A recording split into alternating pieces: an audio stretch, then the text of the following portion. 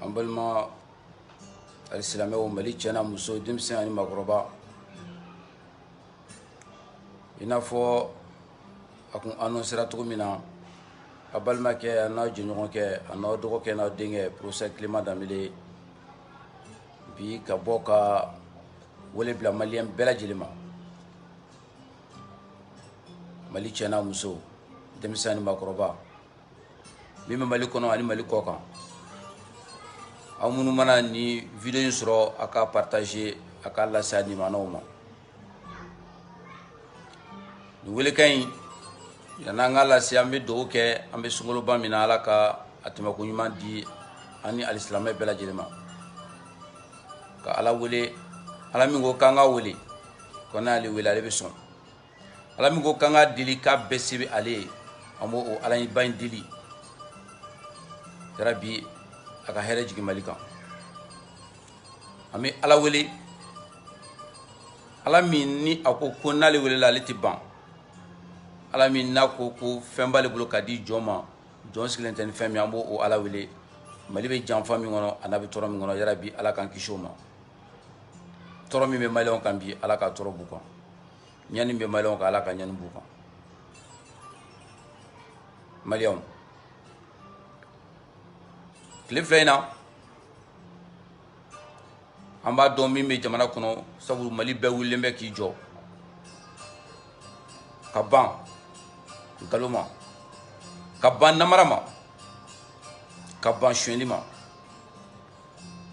ɲan san damadɔ ye an bɛ kɛlɛ la ko ka yuguyurugu ni namara ka bɔ jamana kɔnɔ sabu jamana o jamana kɔnɔ o jamana bɛ ci bi sonyɛli sera hakɛ la jamana kɔnɔ fo ka taa kɛ a bɛ kɛ fɛn bɛɛ la hali vote la a bɛ kɛ a tun bɛ kɛ kɔrɔlen nka a tɔ bɛ ka juguya a ta fɛ an bɛ kɛlɛ la ko ka Mali sonyɛli dabila nka i b'a fɔ ko don o don dɔ de bɛ fara sonyɛli kan jamana in kɔnɔ i b'a fɔ de ko don o don ko dɔ bɛ juguya ka taa fɛ i b'a fɔ don o don de ko Mali faamaw tulokun bɛ gɛlɛya ka taa fɛ maliyɛnw an bɔra bi yan'an ka don kuma kɔnɔna la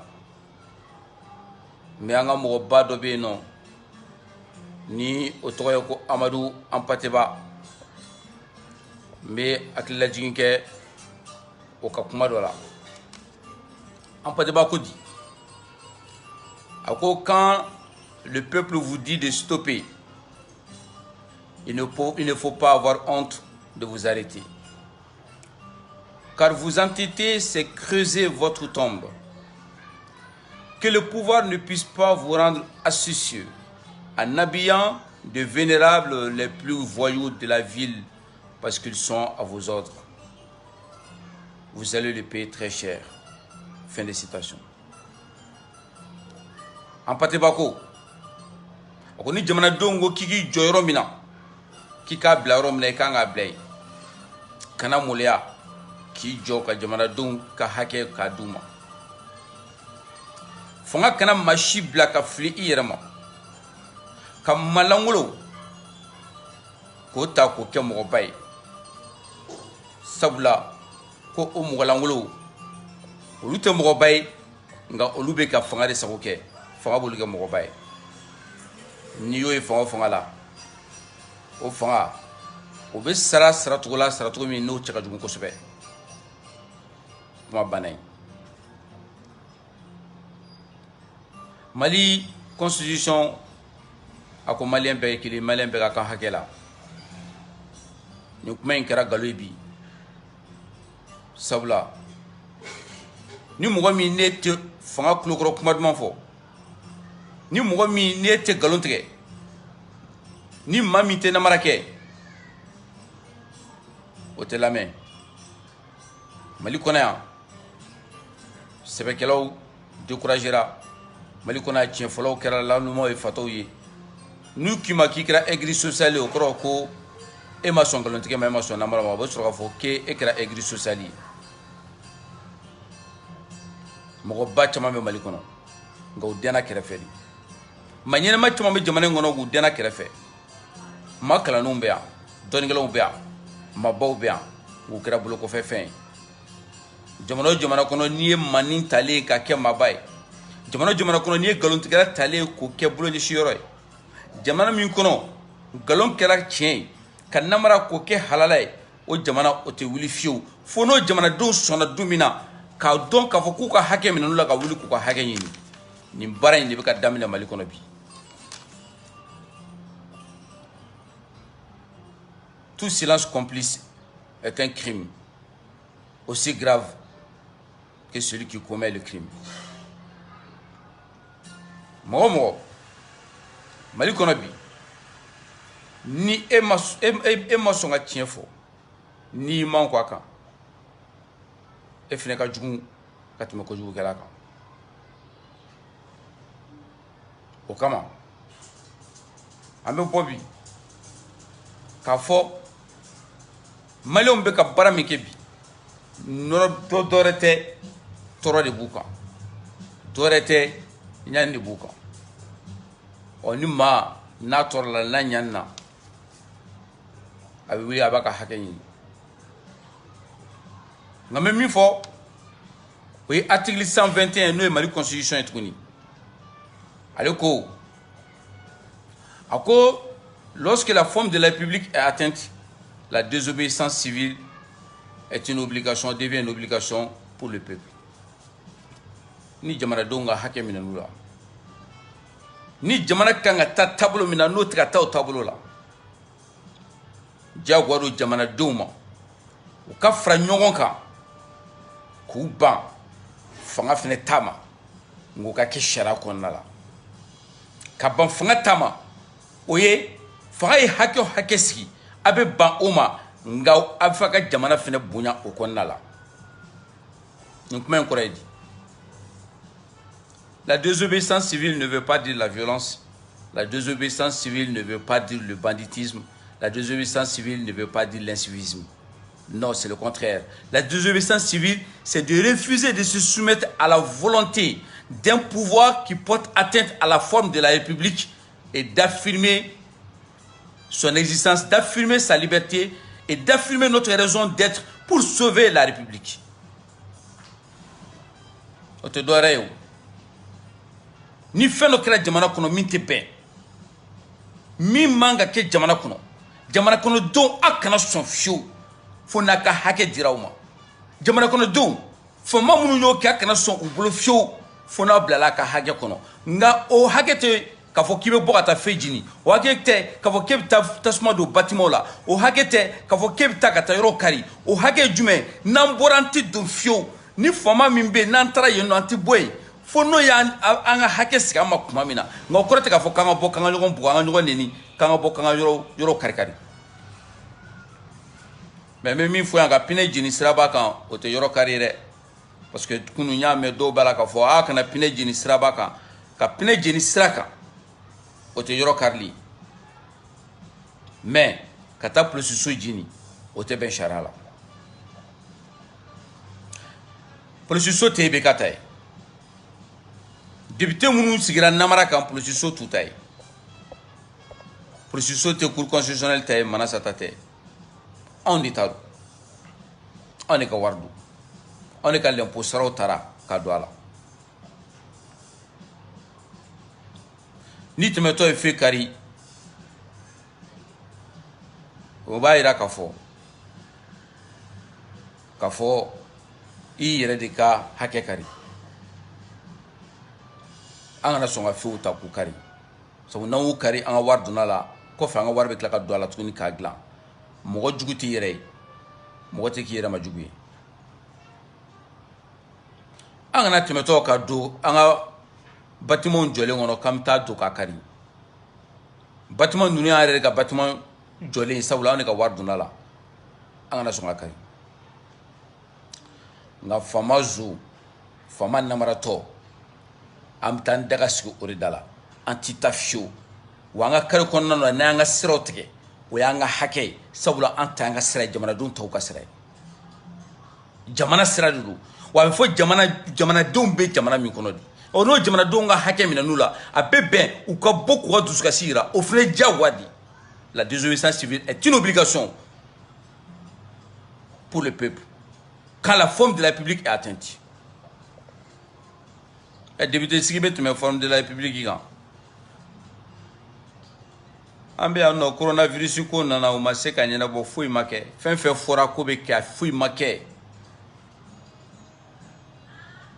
hey maliko seraru la nga tien fo nyoy ko maliko seraru la fanga tien fo nyoy ne banimo aw munu nyebe na munu klobe na coronavirus ko nana ama gérer alisa do ka fara coronavirus de kan ta fe alisa banan be ka juga ta fe alisa banan be ka mo mene ka ta fe nga fui makala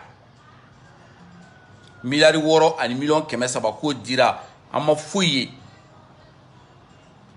mɔgɔ ba kɛmɛ duuru de bɛ Kayi million 80 de taara Kayi hali n'i bɛ jamanadenw neni i tɛ sɔn ka nin kɛ o yɛrɛ million 80 tatɔ fo mankan de bɔra o la mɔgɔ ba kɛmɛ duuru 500 000 habitants pour 50 000 masques 500 000 habitants pour 80 millions de francs CFA pour gérer le coronavirus, la pandémie mondiale. Voilà le comportement de ce gouvernement qui se dit responsable, d'un régime qui se dit engagé. Fango ni tien de fonyo yana, nama ni tien fonyo yana, jamana ni jofio. Min tisse ou tisse, madasi. 80 millions bichigin.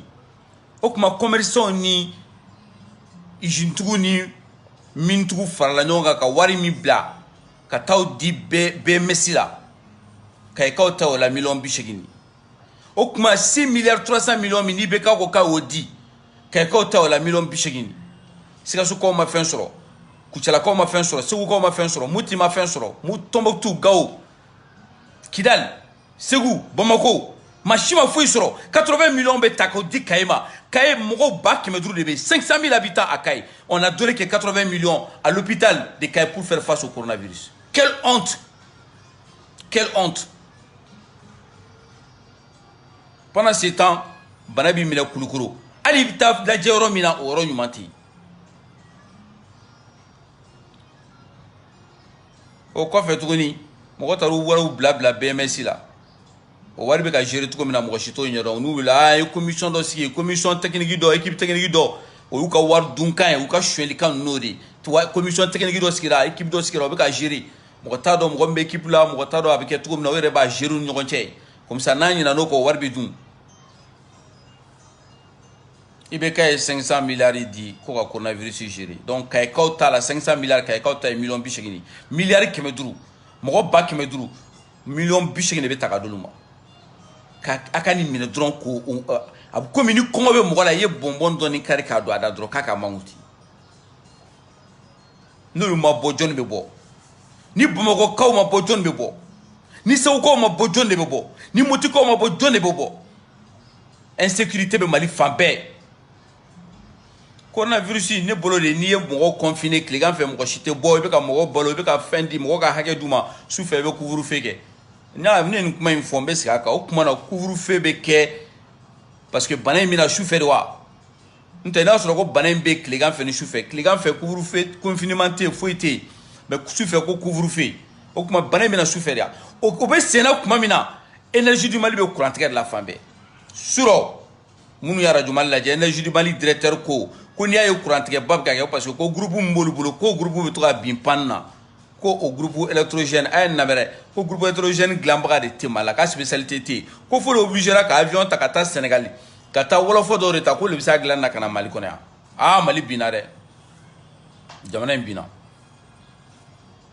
groupe électrogène énergie du Mali bɛ yen san joli san 60 indépendance talen kɔ ko groupe électrogène dilanbaga de tɛ Mali kɔnɔ énergie du Mali bolo bɛɛ b'a ka facture sara bɛɛ b'a ka courant sara Mali courant de wari ka ca ka tɛmɛ UEMOA bɛɛ kan farafinna UEMOA jamana bɛ yen Mali courant wari ka ca n'a bɛɛ ta ye Mali courant wari ka ca n'a bɛɛ ta ye ne Kilema de y'a fɔ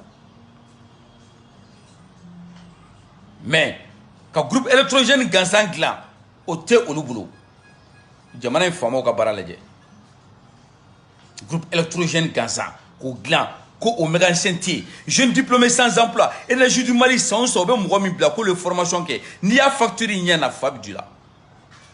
La facture de la formation des cadres, formation des chefs d'équipe formation à donta bota o wari mimbe bo million hake mimbe bo niya ya fabdula mais o wari ba mimbe bo ko ali groupe électrogène glambagati ko mogo ka to fintenna ka kila ku mango ka kulu kana bo ko lu ku mango ka obsa ke tukudi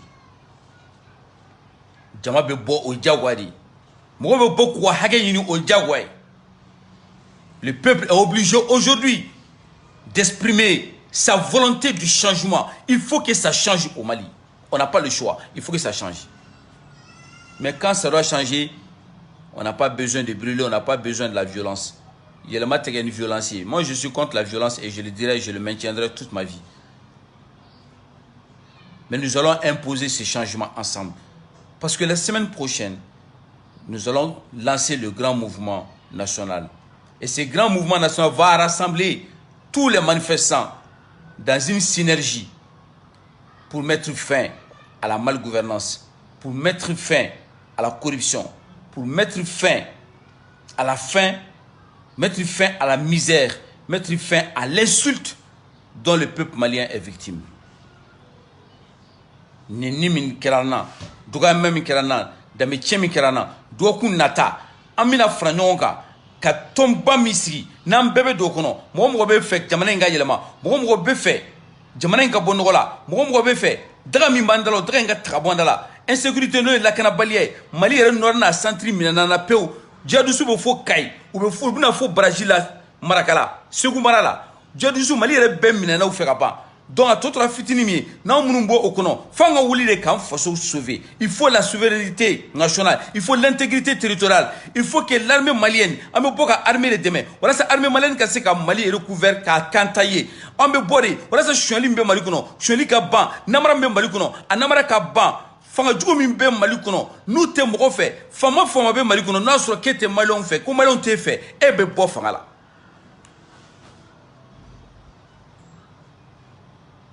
Il faut que ça cesse. Il faut que ça s'arrête. Mais pas dans la violence. Et je demande à tout le monde de ne pas inciter les gens à la violence. Anya ye Algérie minkera. Anya ye Tunisie minkera. Anya ye Égypte minkera. Anya ye Mozambique, Robert Mugabe fi minkera. Mobe fanga wuli ka boyi. Mɔgɔ bɛ yɛlɛma kɛ ka sɔrɔ i m'a kɛ ka t'i yɛrɛ faso ci. Donc n b'o wele bila aw ma. Fɛn fɛn bɛ ka manifestation kɛ, aw ka droit don a ye manifester. Aw ka droit don aw ka bɔ wa kana décourager dɛ. Mais n bɛ min ɲini aw fɛ ka fɛnw kari ka taa tasuma don bâtiment na, sow la, jamana ka sow la, a kan'o kɛ sabula aw de ta don. N bɛ segin a kan. Mali faama si tɛ yen ko min delila ka so kelen jɔ k'a di Mali ma. Mali on est wari bɛ ta k'a jɔ. A kana polisi ninnu bugɔ, a kana polisiw agressé. Polisi ninnu y'a balimaw de ye, polisi ninnu y'a dɔw de ye.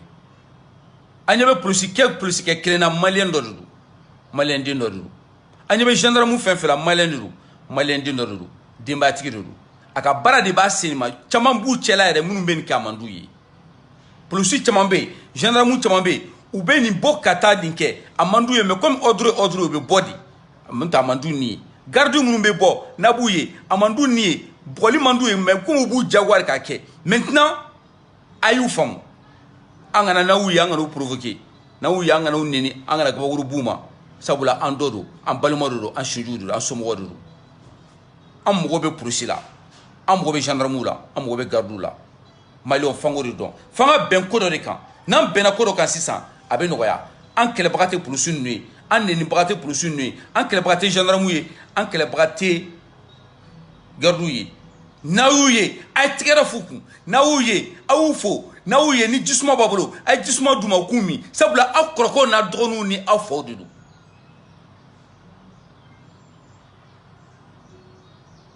Maintenant n bɛ min fɔ polisiw ye n bɛ min fɔ sɔrɔsiw ye n bɛ min fɔ gardiw ni gendarmew ye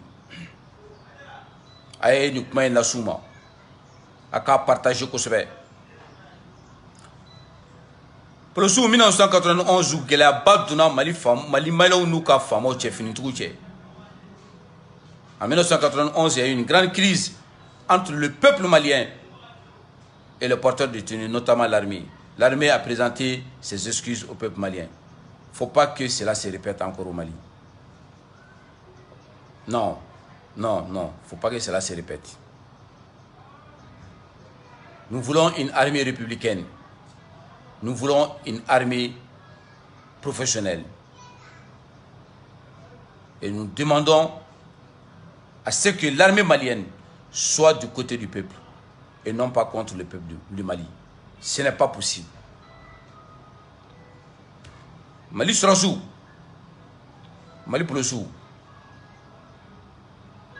Aya donc à fort. Mali gendarme na gardou. Abe Malion di. Abe fini min do Malion ga wardu. Marfa min be dawa Malion ka wardu. Malion don ka marfadu. Mali pour le sous. Aya donc kala be do mobile min kono. Kata manifestation kelaw kumbe Malion ga wardu. Essence mbekala gazole mbekala Malion ka wardu. Awre fina Malien duni. Mgoshi kana obla akata somgo bugo. Mgoshi kana obula akata somgo nini. Mgoshi kana obla akata somgo mne kudo kasola. Me wole bla Mali plusuma, ka wole bla Mali gendarmeuma, ka wole bla Mali strosuma, Mali juju. Mgoshi kana mgoshi bla ble. Ko parce que ko e famay. Anana atibi klagata ala teme nga on ne beto nyonga on jamana don ne beto nyonga. Essayez de comprendre le peuple, soyez avec le peuple malien parce que l'armée malienne est l'armée du peuple malien. La police malienne est la police du peuple malien. La gendarmerie nationale est la gendarmerie de la nation, donc du peuple malien. La garde républicaine, la garde nationale, c'est la garde du peuple malien. Et non pas la volonté de quelques hommes politiques corrompus. Ni min ko ka boka ta manifestation kala buga ya foka tiyera ka boka tu bugo na ere che ka ere ka bo gardu gendarme plusu surasu akana to ani malon ga kele akana to malon jigi ga tikawla aina beka franjonga aya donc ka fo akira surasi malon de oni kama aya do ka kira policier malien do ni kama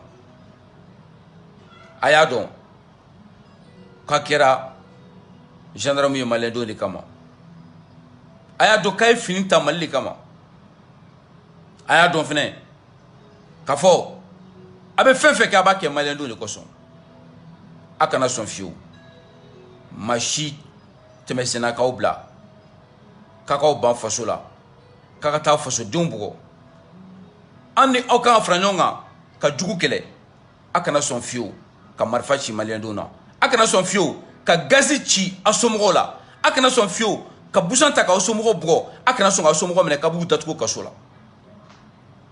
Montrez que vous êtes très professionnel, montrez que vous êtes républicain, laissez le peuple manifester sa colère dans la légitimité.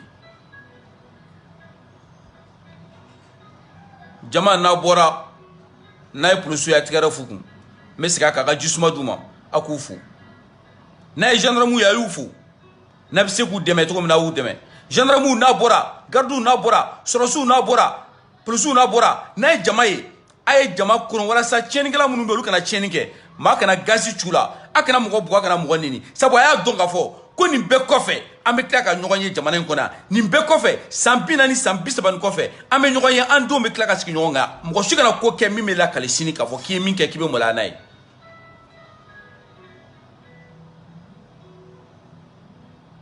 Le peuple du Mali compte sur son armée, le peuple du Mali compte sur sa gendarme, le peuple du Mali compte sur la police. Ani pulusu kana kele ani pulusu te kele sabu pulusu yere tro min bolu kan olu yere ba don u tsika kumadi gendarme tro min buka u ba don u tsika kumadi sorosu tro min buka u ba don tsika kumadi o ni jamana dongo kube bo ko tro wuli ka boy akanga fara jamana doni kan abe fara jamana doni kan mogote fara jugu kan ki yin kele mogote fara jugu kan ki yin kele. Voilà, la semaine prochaine, les patriotes maliens vont se regrouper au sein d'un grand mouvement. Un mouvement qui au mouvement, au annoncé la semaine prochaine, pour maintenant mettre en place la désobéissance civile et aller jusqu'au bout. Parce que fait mi manque en clé là. Alors, en salon comme mi manque malikono, oribe kake malikono, ante soma. Jama bolembe orikama, mo diminembo orikama. Sabula, ni ko mo ka shara boto, o ka sɔrɔ ere shara boto. Ni ko mo ka shara bodan, o ka sɔrɔ ere bunya. Ni ko mo ka tuko, o ka sɔrɔ ere tukura jamana donko. Nga ka jamana ke shwelikero ye, golontigero, namarakero ye. An tɛ se k'an faso to yen a ka ci mɔgɔ si fɛ ka daminɛ Kayi fo ka se Kidali maliyɛnw y'a faamu k'u tɛ sɔn bilen namara ma u tɛ sɔn bilen suɲɛli ma u tɛ sɔn nkalontigɛ ma o la bɛɛ lajɛlen k'i labɛn bɛɛ k'i labɛn bɛɛ k'i labɛn dɔgɔkun nata an bɛɛ fara ɲɔgɔn kan dans le respect de la loi dans le cadre de la légitimité et nous allons donner une seule voix, la voix du peuple. Et la victoire sera pour le peuple. La victoire sera avec le peuple. La victoire sera la victoire du peuple malien. Vive le Mali. Vive la République. Mali Techi. Djouguma Mounoube Olebe Boui. Fasoui Abidjo. Djougou Nata. Ame Labemina. Amena Befra Nyonga. Kadamne Kaifo Kidal. Ambebeje. Ambebo Nyonfe. Ambebeje. Amba Irakafo. Antemife. Anto Febli. Merci beaucoup et à la semaine prochaine, Inch'Allah, pour la désobéissance civile, pour le sursaut national. Merci. Ala ka Mali lakana, Ala ka Mali kisa juguma, Ala k'an bɛɛ kankelema, Ala ka tiɲɛ bato, Ala ka tiɲɛ bange, Ala ka tiɲɛ dɛmɛ. A k'i to bɛ nin kan sel Ala Muhamadu.